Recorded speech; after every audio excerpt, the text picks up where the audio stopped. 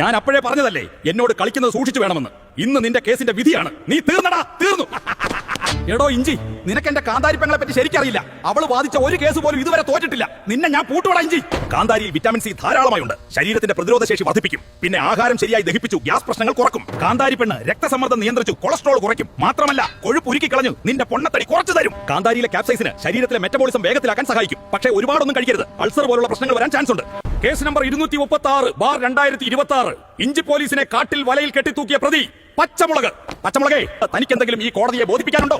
എന്റെ സവോളപ്പെണ്ണ് വീട്ടിൽ ഒറ്റയ്ക്കാണ്. ദയവായി എന്നെ വെറുതെ വിടണം. തന്റെ കാന്താരിപ്പങ്ങൾ പൊളിയാണ്. പാറേപ്പള്ളിയിൽ പോയ ബസ് ടിക്കറ്റ് വരെ കാണിച്ചു. പക്ഷേ എന്നെ മണ്ടനാക്കുമെന്ന് നീയും നിന്റെ കാന്താരി വക്കീലും വിചാരിക്കണ്ട. നീ പാറേപ്പള്ളിയിൽ പോയെന്ന് പറയുന്ന ദിവസം കേരളത്തിൽ ഹർത്താലായിരുന്നു. ട്രാൻസ്പോർട്ട് ബസ് പോലും അന്ന് ഓടിയിട്ടില്ല. പിന്നെ എവിടെ കിട്ടി നിന്റെ പെങ്ങൾക്ക് അന്നത്തെ ബസ് ടിക്കറ്റ്? പച്ചമുളക് കുറ്റം ചെയ്തതായി ഈ കോടതിക്ക് ബോധ്യപ്പെട്ടിരിക്കുന്നു. മാത്രമല്ല കള്ളത്തെളിവുകൾ നിരത്തി ഈ കോടതിയെ തെറ്റിദ്ധാരിപ്പിച്ച പച്ചമുളകിനെ 1 മാസത്തെ തടവിന് ഈ കോടതി ശിക്ഷ വിധിക്കുന്നു.